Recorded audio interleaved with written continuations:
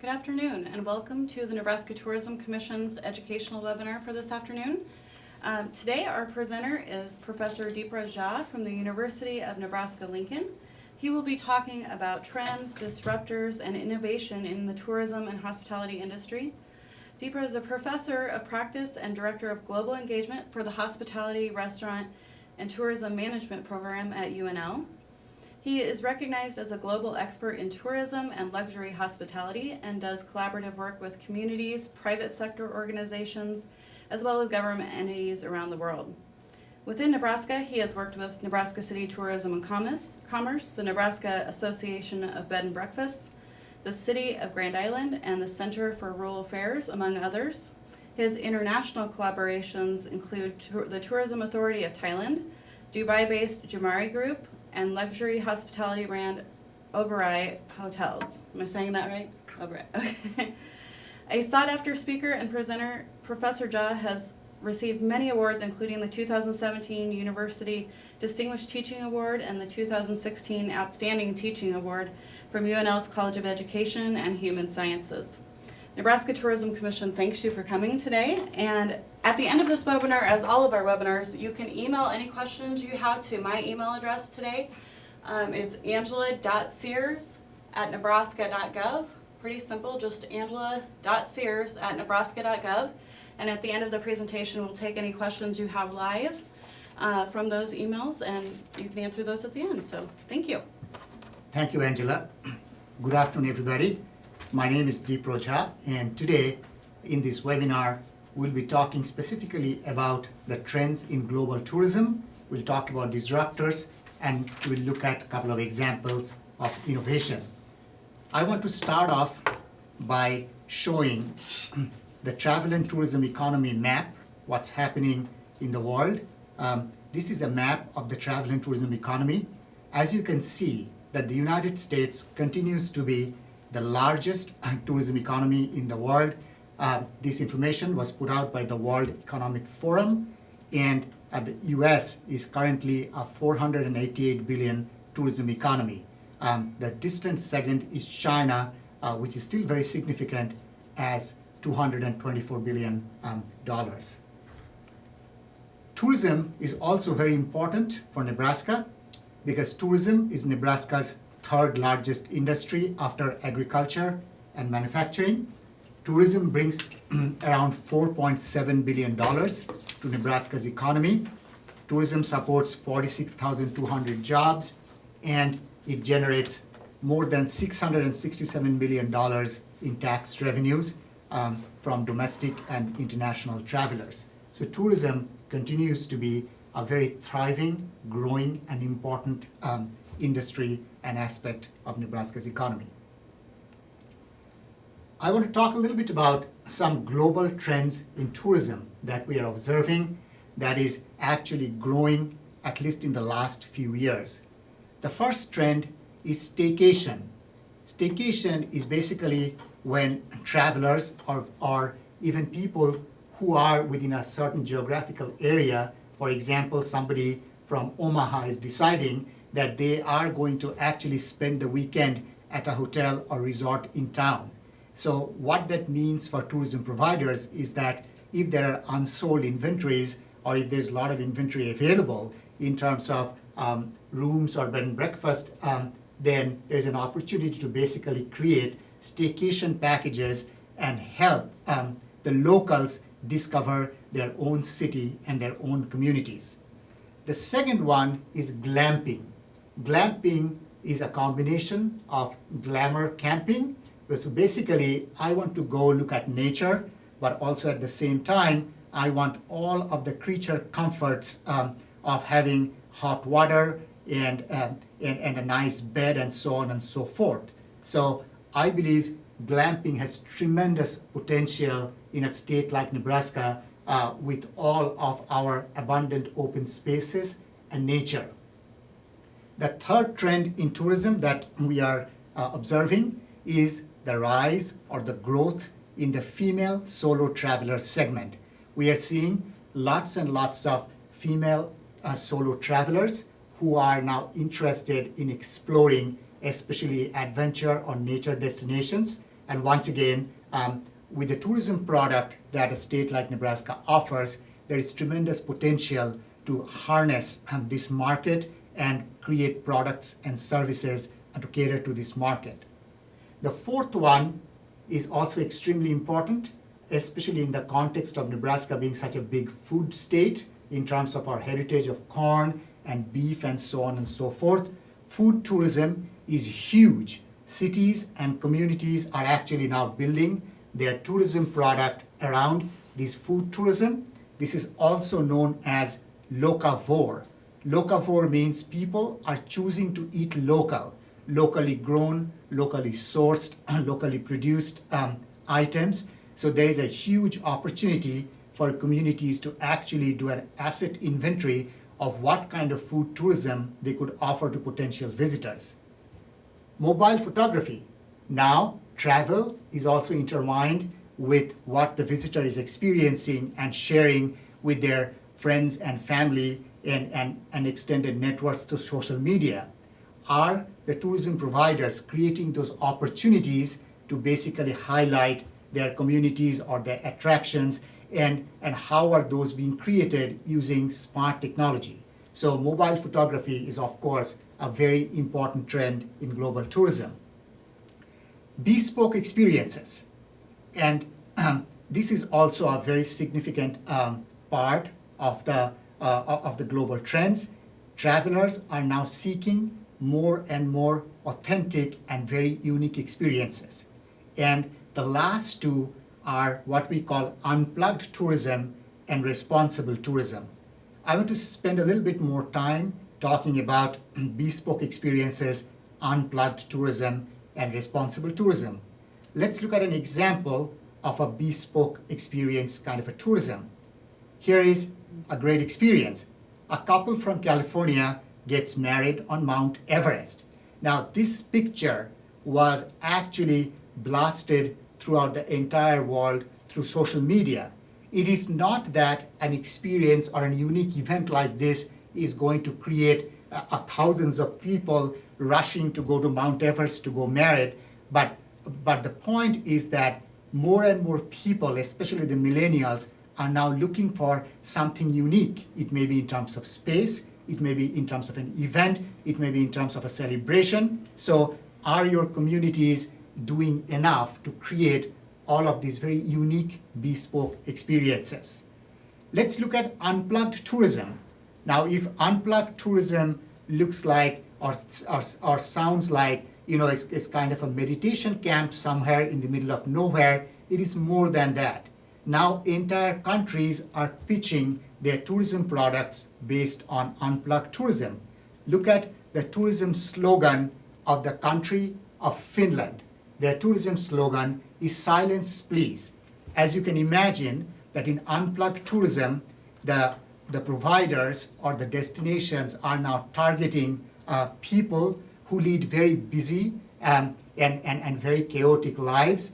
And when they want to go on vacation, and when they're seeking to take an unplugged vacation, they want to detach themselves from all of the electronics and all of the noise around them. And as this picture indicates, that the country of Finland is saying through their Silence Please campaign, that if you are visiting our destination, then you are assured that you do not have to run into other human beings. It's completely a detox kind of an experience from your daily busy lives. And once again, the context for Nebraska is that with the enormous open spaces and the beautiful vistas that Nebraska offers, I strongly believe that there is a lot of potential for developing unplugged tourism in this state. Finally, I want to talk about responsible tourism. Responsible tourism has gained a lot of importance in the last couple of decades. It is actually based on the 10 principles that was formulated by the United Nations World Tourism Organization, which is known as the Global Code of Ethics for Tourism. Now, what does responsible tourism mean? Now, the declaration, the Cape Town Declaration, which the responsible tourism format is based upon, talks about it should minimize the negative social economic and environmental impacts. That means when you are developing a destination for tourism, you have to take the social, economic, and environmental concerns into that development plan. Responsible tourism should generate greater economic benefits for local people and enhance the well-being of host communities. We are now seeing that certain very mature tourism destinations pushing back against actually the proliferation of tourists. For example, the city of Barcelona in Spain is now actually pushing back to restrict the number of tourists because, yes, it's great for their economy, but it is actually ruining the quality of the citizens' life. So it is important to understand that tourism should actually also enhance the well-being of the host communities and not just overtake them. Also, responsible tourism should improve the working conditions and access to the industry. Responsible tourism should involve local people in decisions that affect their lives and the life chances, and also it should make positive contribution to the conservation of the natural and cultural heritage of diversity. That means it is not to overwhelm the natural or the cultural heritage, but to take all of those into account. And also, responsible tourism should be providing a more enjoyable experience for tourists through more meaningful connections with people and a good understanding of the local culture and environmental issues. Responsible tourism should make tourism much more accessible for people who are differently abled, and of course, any kind of tourism development effort has to take into consideration the cultural sensitivities and encourage respect between the tourists and the host, which ultimately builds local pride and confidence so that the host population do not feel overwhelmed or marginalized, or what we call the displacement effect in tourism. And in terms of examples, if we look at the countries or destinations which have been very good in promoting responsible tourism, Costa Rica is a great example of how they even advertise their tourism product as no artificial ingredients. Another example right from Nebraska would be the Applejack Festival in Nebraska City. Once again, it is a part of Arbor Day, which is all about sustainability, and this whole festival is celebrated, is essentially celebrating Nebraska heritage of farming, apples, fruit, the locavore that we talked about, and all of that, a great example of responsible tourism. Or the country of New Zealand, whose slogan is New Zealand 100% pure. What they're essentially saying is that they are welcoming tourists, but they want to keep their tourism destination pristine and unspoiled. And that is essentially the promise of responsible tourism. And essentially, the responsible tourism model works on what we call the triple bottom line. It takes into consideration the planet, that means the environmental performance. It takes into consideration the people, that's the social performance, and finally, the profit or the economic performance. And when all of these things come together in a healthy balance, then only it can achieve sustainability. I want to switch gears here and start talking a little bit about the outlook of the travel and tourism industry that is actually kind of how can we look forward to what's happening in the industry and what are some of the major changes that we are witnessing. Earlier in 2017, the international consulting firm Deloitte put out this travel and hospitality industry outlook. And there, Deloitte is essentially talking about the patterns of disruption which are tremendously changing the travel and tourism industry. And they have identified what we call the 4 catalysts of change or disruptors.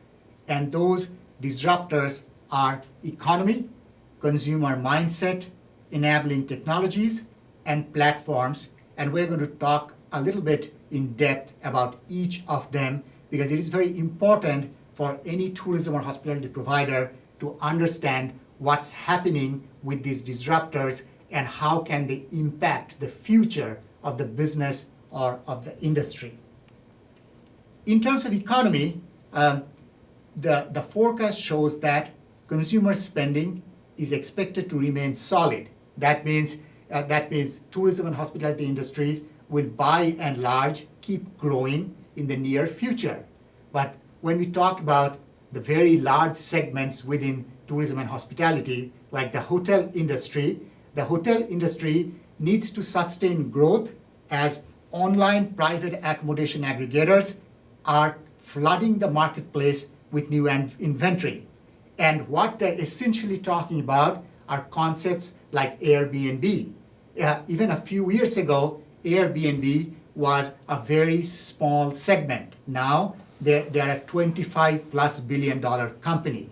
And in many markets, they are actually gathering significant market share. So if you are a traditional lodging provider, then how do you essentially kind of compete, or how do you share the space with these kinds of private accommodation aggregators? And we are seeing the growth of Airbnb type operations in almost all large travel markets, be it not only the United States, but Europe, China, India, so on and so forth, with their own homegrown variations of Airbnb. So the point here is that these online private accommodation aggregators are not going to go away. They are going to create a very different kind of a supply within the market, and it is better that the traditional players in the industry understands and knows how to basically operate in this new disruptive marketplace. And also, the industry remains very vulnerable to cyber attacks and food safety. We are reading about all kinds of cyber attacks every day, and of course, all kinds of industries are very, very vulnerable to these kinds of cyber attacks. So one has to be very careful in designing the systems and processes so that these kinds of cyber attacks do not cripple essentially the operations. Because earlier, the cyber attacks used to be just corrupting using a software. Now it is essentially shutting down the entire operation of companies or hotel chains and demanding ransom through bitcoins. So we are seeing a whole different level of criminality in terms of where cyber attacks are going.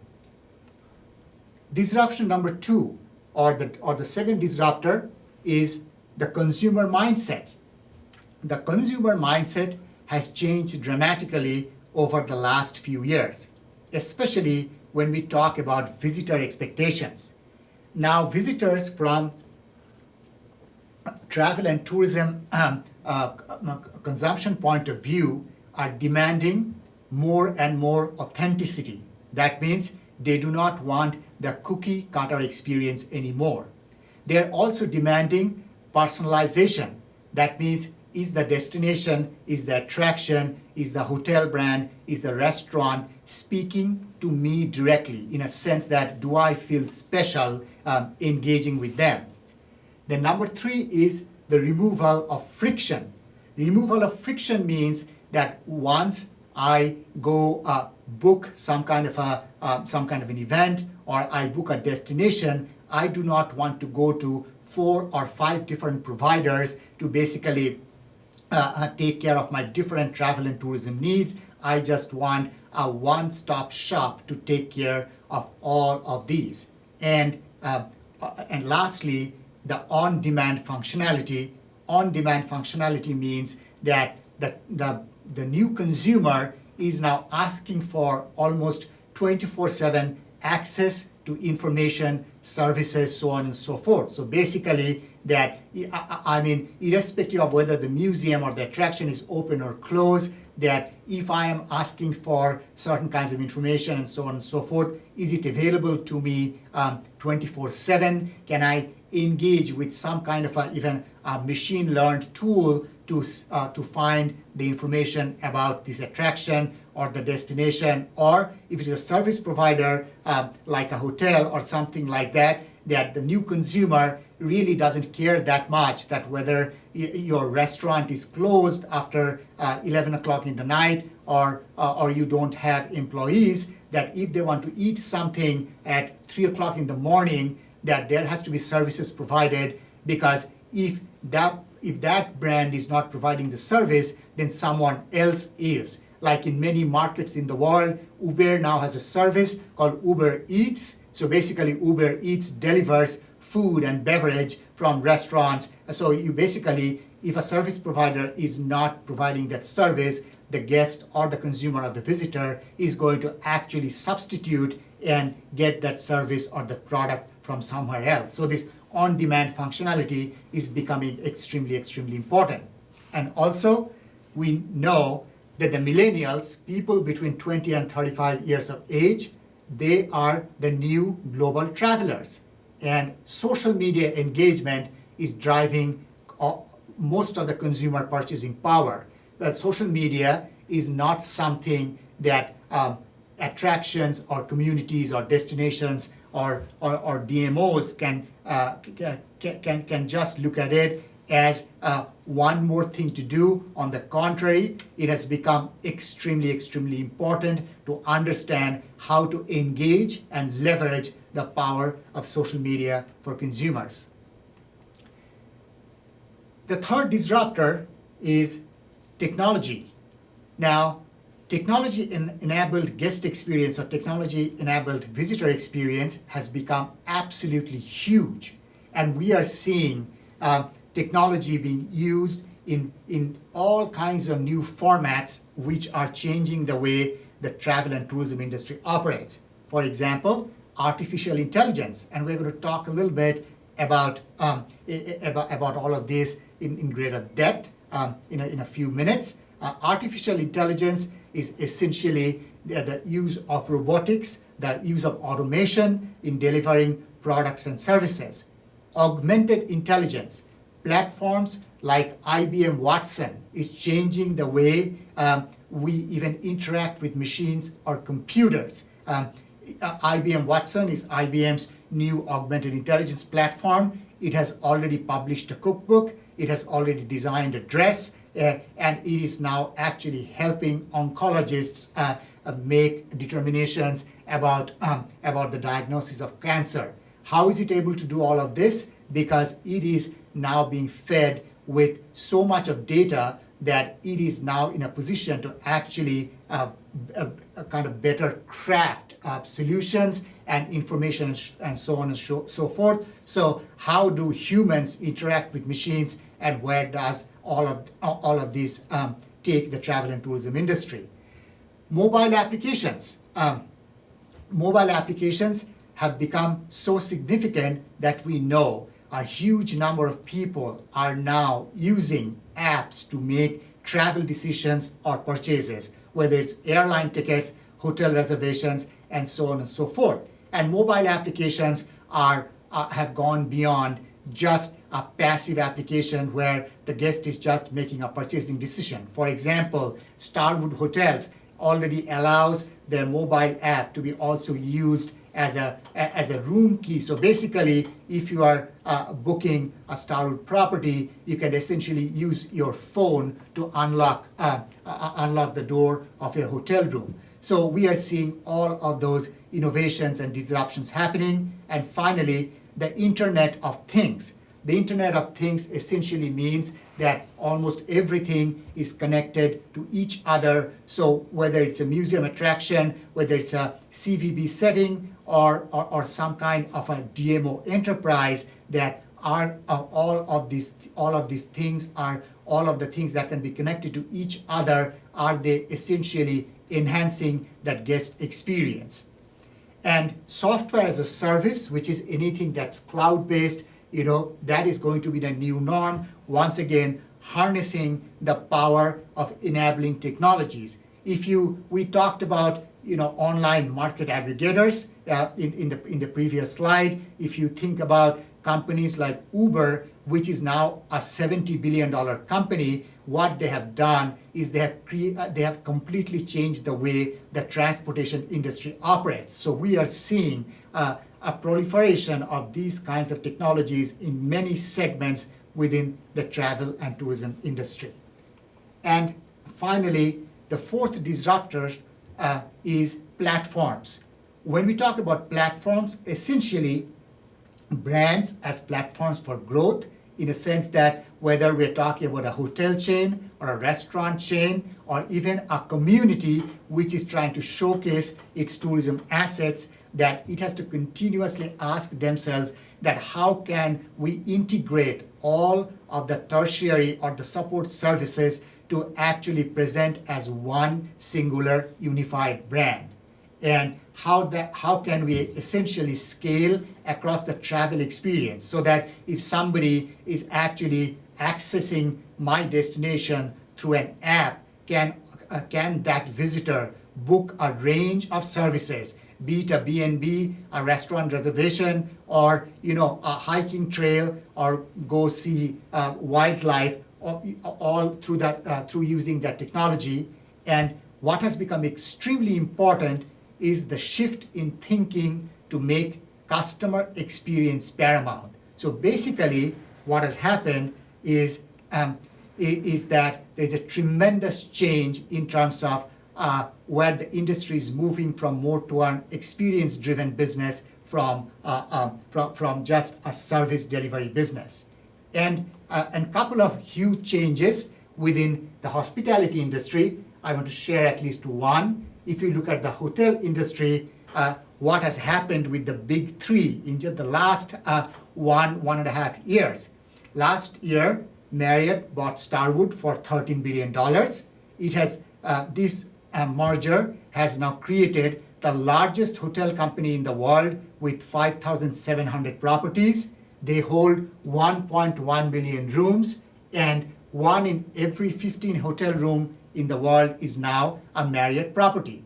Now, why is this relevant to tourism or even destinations? Because if you are trying to promote your community as a destination for meetings, then of course the number of hotel rooms that are offered in your destination matters. And so when you have these humongous entities like Marriott, it is also a question to ask is that how much of a presence do they have in some of your communities, because then more and more meeting planners or event planners will probably be gravitating towards these very large entities, because it just makes their life easier to basically book through the entire Marriott system if they're trying to book a meeting or an event and so on and so forth.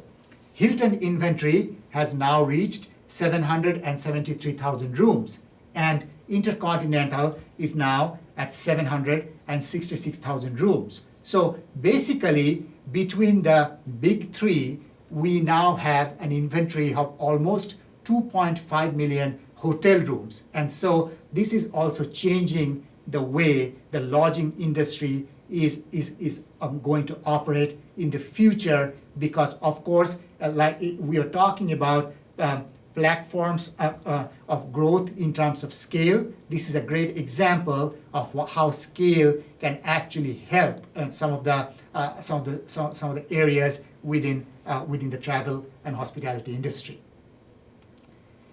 And whenever we look at some of the reports and implications of that, this is an implication from the 2016 Global Hotel Industry Trends Report. The report clearly flagged that we were talking about millennial guests. Essentially, we know millennials, once again, they are people between 20 and 35 years of age. They like authenticity. They tend to value experiences over things. They like to be engaged actively in whatever they're doing. That includes their tourism experiences, and they're digital natives. That means they are much more likely to essentially make their travel purchasing decisions using their smartphone or their devices. And in 2015, I actually coined a term called BTS to basically signify where the entire travel and tourism industry is moving. And BTS stands for boutique, trendy, and stylish. So if you are a DMO, which is trying to actually market your destination. It is time for people to think in terms of how can I promote essentially my destination as a boutique destination, which is going to appeal to not only the millennials. That means the definition of boutique is that it's something unique, it's something much more intimate, and it actually talks to people in terms of a more engaging, personalized way. And one example of being boutique is what I call the undisneyfication. That means, we are not talking about a huge mass market tourism product. We are talking about a very individualized experience catered to different segments of the visitor population. We talked a lot about experience in the last few minutes. So I want to take a minute and essentially kind of lay out what experience means, because experience is now driving a lot of what we are seeing the growth in the travel and tourism industry.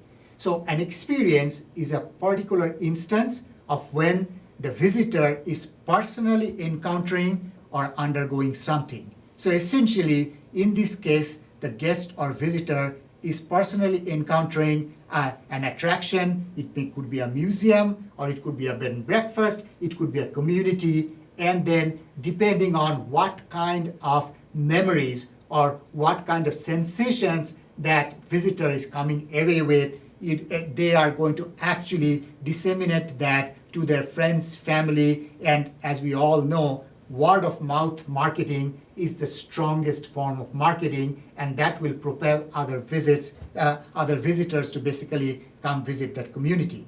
So what are some examples of experience-based tourism? Here is an example. If you look at this slide, here is a picture of the Arctic resort in Finland. This is a great example of where visitors can stay in these glass igloos, and then as they're laying in their beds, they look up and what they see are the northern lights. So it is a spectacular way of presenting an experience, a very dramatic way, which is so unique that it is only available in certain regions or parts of the world. So and I see a lot of potential for communities in Nebraska to do things similar, in a sense that the things that are coming up here, whether it's a solar eclipse and so on and so forth. So there is tremendous amounts of opportunity. Also, in terms of building supply or building inventory for tourists. The next example is from Zacatecas in Mexico, where what they did is they took an very old ancient bullfighting ring and converted into a luxury resort. So once again, think about all of the stories that have gone behind creating this lodging inventory or this lodging product. All the people that sat in this arena and watched the matadors, kind of vanquish the mighty bulls, and so now people are part of this story. Once again, experience-based tourism is all about, first of all, what is the story? How can you present it in a context that is appealing to the visitor? And then, are you creating a product and a process that essentially helps people to be part of that story? And that's when the wow factor happens, and that's where essentially tourism is moving to. So my thesis or my thinking in terms of the tourism and hospitality in the new age, or especially in the 21st century, is this: the new paradigm in tourism and hospitality is it is not a service delivery business anymore. It is an experience business which is rooted in people, it is rooted in process, and finally also in innovation. So you have to have a great balance between all of these three, that you have to have the right kind of people delivering the products and the services, you have to have the right kind of processes, and then you need to constantly innovate and be ahead of the curve because the world is changing exponentially. How does innovation in tourism even happen? This slide talks about what we call the tourism S-curve, which was preferred by Butler. So essentially, the tourism S-curve gives you a sense of how a tourism destination grows. So it starts with exploration, then it goes into involvement, then stage number 3 is development, where now it is kind of a mature destination. It is developed, and then it is getting consolidated.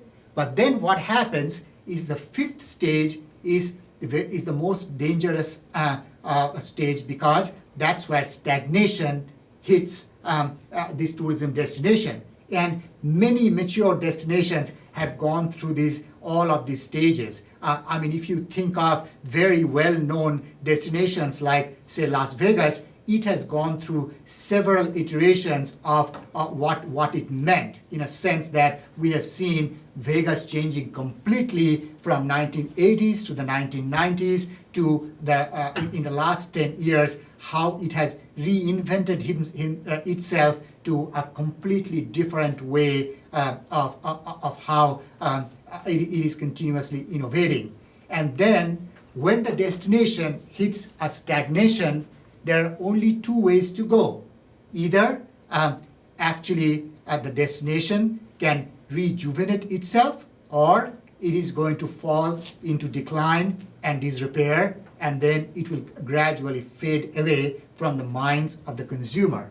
So innovation is not a one-shot deal. It is a continuous process. Essentially, it is like Lego blocks. You keep building innovation, whether right from the CVB to the products, to how visitors are engaging, to how the story of the community is being told, or if it's an attraction, how are the visitors going to find out information about all of that. And so innovation in tourism is a continuous cycle based on continuous quality improvement.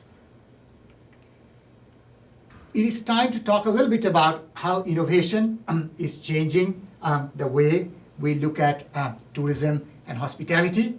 I talked about augmented intelligence and IBM Watson, and platforms like this can actually be tapped into by tourism commissions, by organizations like say CVBs, or even other DMOs, to look at data and how you can slice and dice visitor data. And of course, using these kinds of machine platforms, visitors and consumers can actually engage with essentially an attraction. So basically, IBM Watson can help answer several questions, and then it is going to be a seamless transition, or kind of an enterprise level connectivity between a potential visitor and that attraction or that community, using these kinds of very large augmented intelligence platforms. And we are seeing remarkable growth and development using these kinds of platforms. For example, the Wynn Resort in Las Vegas has now installed the Amazon Echo, which is the Alexa technology, in all of their 4,748 rooms. So what it does is that it allows guests who are staying in this hotel to basically talk to their hotel room. And can you take this format and make it available in a museum or in an attraction or even within a CVB? So in a sense that this technology is already there, it is now being used in large-scale deployment.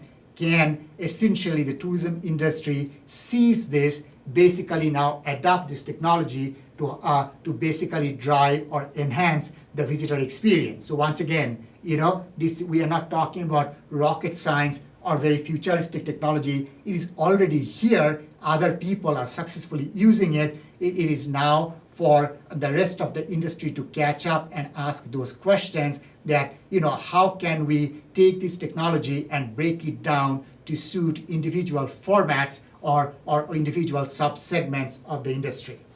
And finally, things like butlers, like the Starwood Hotels is experimenting with these robotic butlers in a sense that instead of, for example, if somebody is asking for food at 3 o'clock in the morning and there are no employees to deliver food, this robotic butler can go up and deliver food to the guest room or carry their bags and so on and so forth. But once again, how do we adopt this kind of technology in a more broad base, say for a CVB or an attraction and so on and so forth? Well, you can have a version of a butler to essentially greet visitors, in a visitor center, and essentially probably this will be a big hit. What I'm imagining with children or say the millennials who are digital natives. So if it is not possible to staff that visitor center, say 24/7 with human beings, probably 2 of those shifts can be taken over using the platforms of augmented intelligence and these kinds of, say, tourism ambassadors in a sense where the visitors can engage with these automated butlers and seek information. And it is more than just passive information. It could also mean that as visitors are asking more and more questions, these machines will be able to collect data and help essentially decision makers kind of make much more smart decisions and answer those questions that what are the key questions that visitors are asking about our community or about our attraction, and can we make changes based on all of that. So bottom line is that why are we going to do all of these things? And the reason is this slide. Essentially, the idea of experience-based tourism is to deliver what we call moments of truth. If you see this slide here, we are not talking about just passively satisfied visitors or guests. We are essentially talking about the wow factor, so that when a visitor is coming to your community or when a guest is staying at your bed and breakfast, that they go away with what we call the absolutely wow factor, and they become your advocates, and that is what we call the passionate customers or the passionate guests. Why are we what's the point in doing that? It's very simple. Advertising or marketing is a very expensive affair. But so if you are actually strategically delivering an experience-based product, what is happening is that your visitors or your guests are going away with that wow, and then they are going to become your ambassadors and advocates, and they are going to recruit more and more people and guests and visitors to come back to your community. So it is actually a very smart way to look at tourism and hospitality rather than a passive service delivery model. We are essentially now talking about a very active, engaged, experience-based model, which are much more personalized, and the guest goes away with memories, and they have the sensations in their mind that they want to come back to that establishment, to that community, or to that bed and breakfast, or the lodging product or the restaurant again and again and again. That is basically how we see that the travel and tourism industry is changing in terms of innovation, in terms of the trends, and also in terms of the disruptors that are creating significant ripple effects across all of these industries. Thank you for your time today. If you have questions, please email them to angela.sears@nebraska.gov, and I'd be happy to answer those questions to the best of my ability. Thank you. I do have a couple questions for you. What are some of the trends that you're seeing in boutique hotels or in some of the unique hotels that are coming up? Sure. As a matter of fact, as you know, Angela, Lincoln just had another boutique hotel, the Graduate Hotel, opened a couple of weeks ago. boutique hotels, the biggest trend we are seeing is a different kind of food and beverage, and also they are going away from the cookie cutter rooms to we are seeing that the rooms are much more individualized. So it is not that if the hotel has 120 rooms, all of them are going to look and feel the same. So boutique hotels are all about how does the guest feel when they're staying in that room. So they're using the power of technology and design to create the different feel. So once again, the uniqueness, the personalization I was talking about.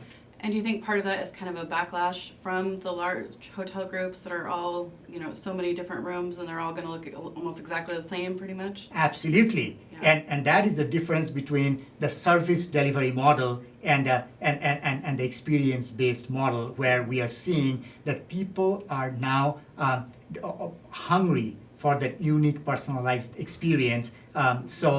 Yes, there will continue to be the need for the consistency that we see in major chains. But there is also a very growing demand or market for these kinds of intimate, boutique, unique experiences. Okay. And then we also had a question about the Alexa in the Wynn hotels. That's really fascinating. Are those just regular Alexas, or are they designed to do something special, like call the front desk or order food, or are they? Correct. Is it something additional? Correct. Basically what they have done is, to the best of my knowledge, is that they're essentially paired with Alexa to do all of that. So essentially, now once a guest is staying in the room, you can basically use Alexa to open or close the curtains or drapes, or turn on and off the lights, and so on and so forth. Eventually, the way things are going with augmented intelligence, like platforms like IBM Watson, you will be able to do a whole host of things. So essentially, the hotel room is no more an inanimate object. It becomes a living, thriving thing that the guest can interact with, just like they'll be interacting, say, with a server, with a butler, and so on and so forth. That's really fascinating. But okay, well, that's all the questions we had. Thank you very much for coming today. And we will have this webinar posted live on our YouTube page probably later tomorrow.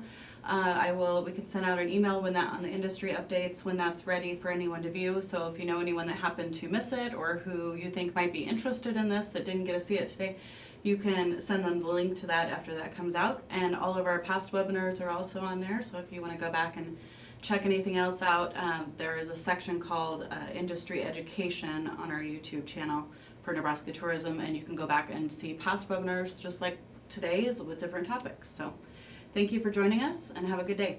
Thank you.